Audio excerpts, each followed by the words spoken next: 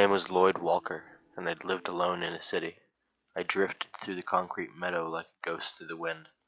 I hadn't been able to develop a meaningful relationship with a human being since my father died when I was 17.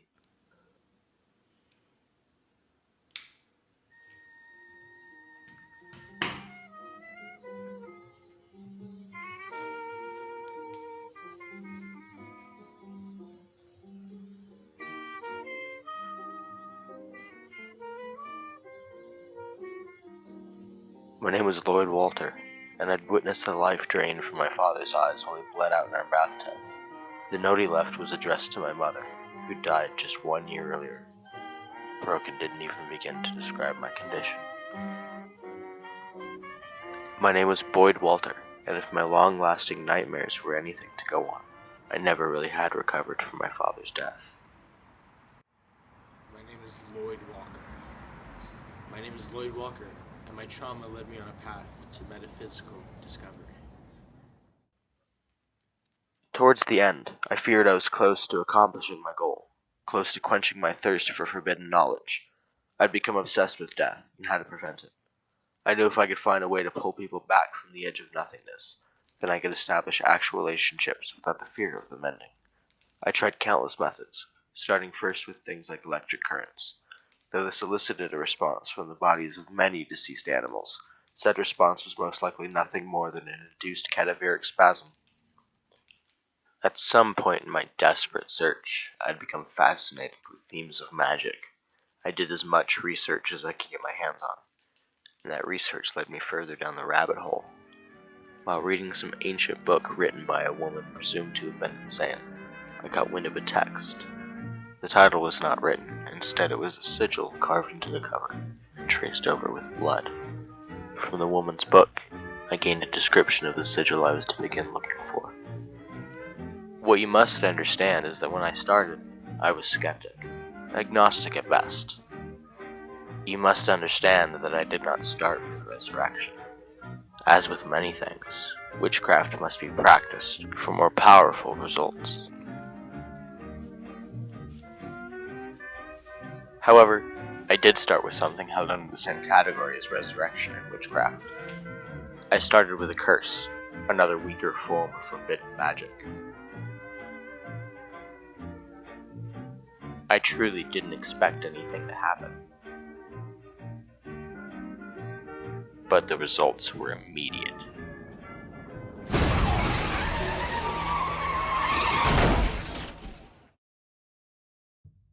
After a few more successful incantations, I felt I was ready to begin what I'd been building to.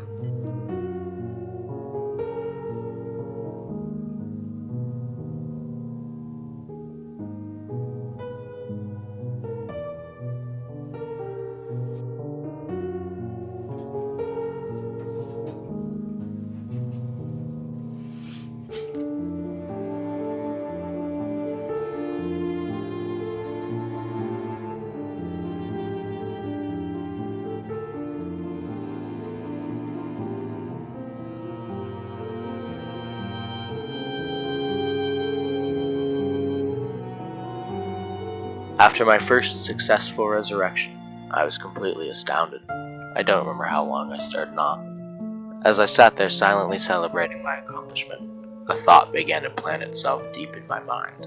Its roots spread, until the idea grew so thick I had no choice but to begin its execution.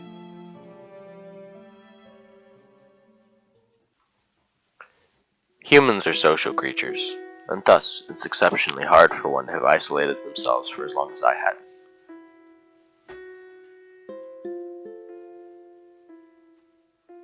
Perhaps it would be even harder to recover, but even so, I was ready for my first human connection. I was ready for my first friend. I craved the interaction, running it through my head over and over.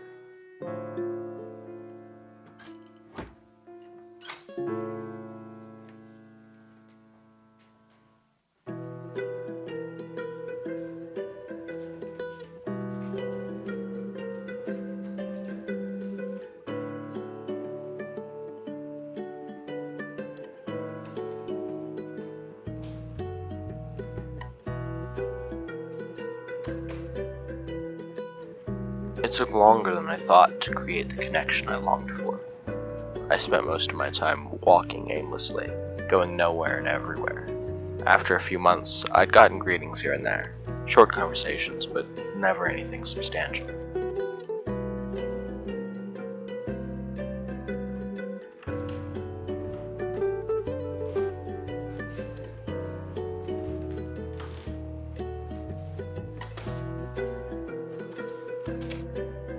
I eventually found a friend, though.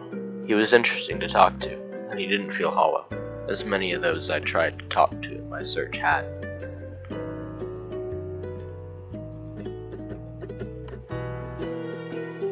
Admittedly, I'd partially lost sight of my original goal. I think I'd become distracted by the pursuit of friendship, but can you blame me?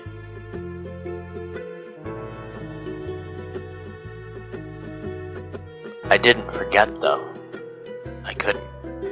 When you see the pain drain from someone's eyes, exiting through the self-made gashes in their wrists, you don't forget. You don't forget the letter they left either. You certainly don't forget how it made you feel. So I did it. I could have poisoned him, strangled him, stabbed him, shot him. It doesn't matter.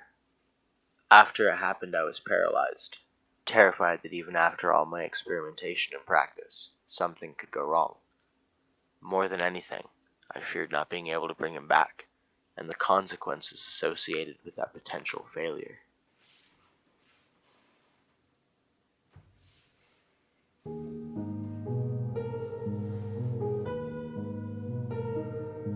I am not a murderer.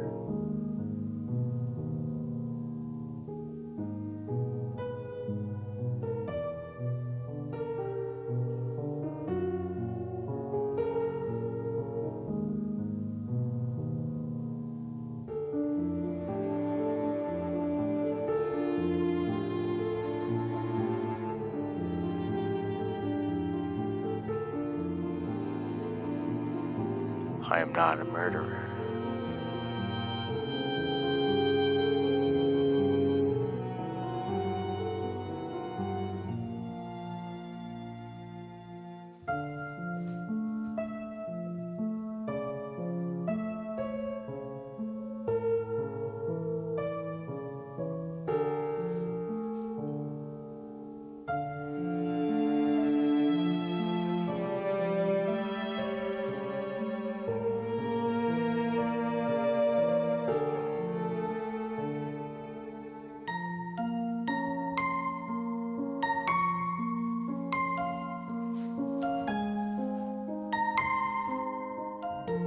I am not a murderer.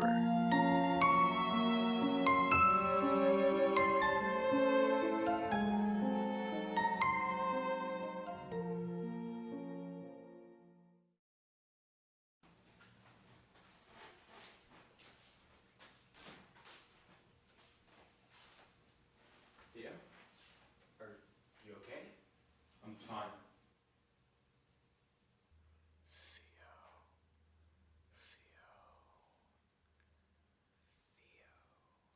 Can I get you anything to drink?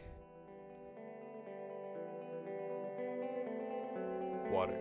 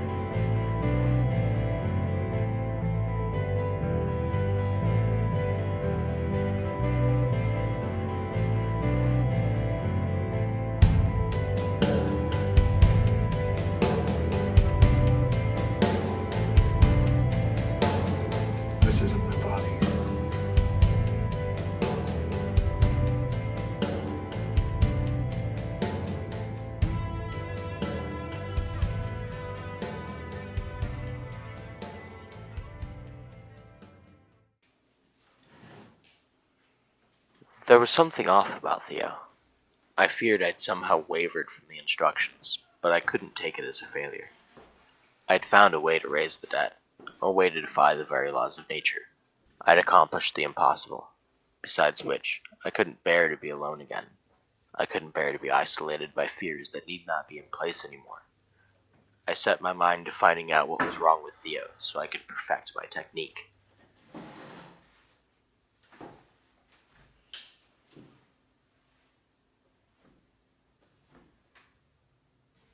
Where are you, Theo? Home. Do you know who you are? Do you know who I am, Lloyd?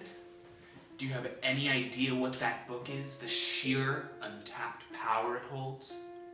Resurrection is but a mere fraction of its capabilities, a gross misuse of divine and demonic power.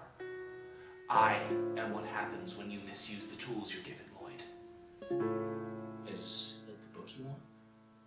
The book is the only reason I'm here. My heart had begun to pound. Something wasn't right. The man who stood before me definitely was not Theo. So I decided I'd try again.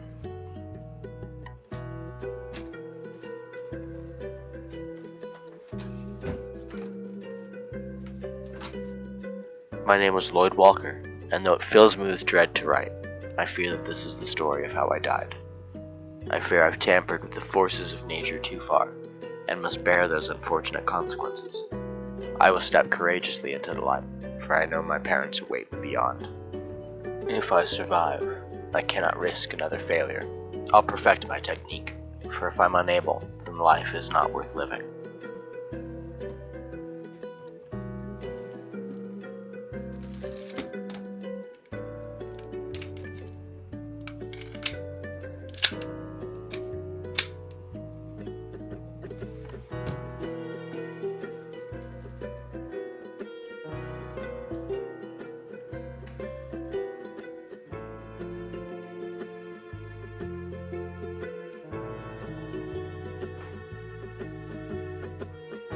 Kill me, Lloyd.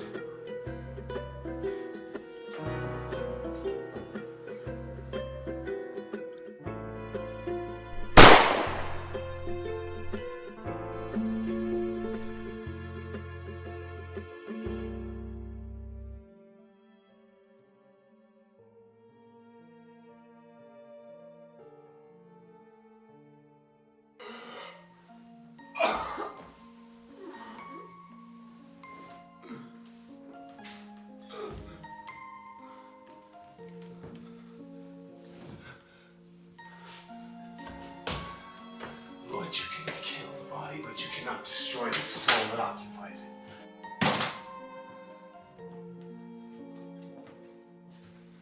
Now it's my turn, Lloyd.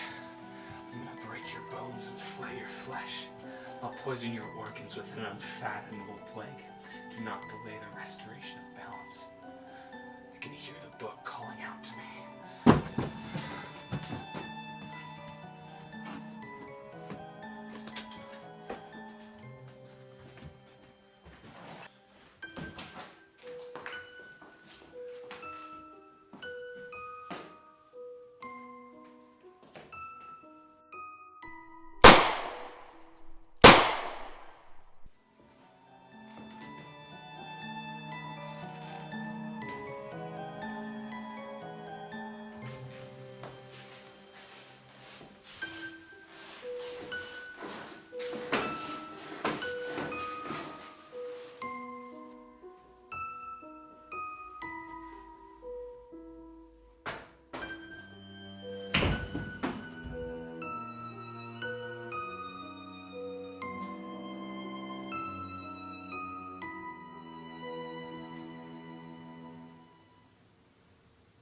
This isn't my body.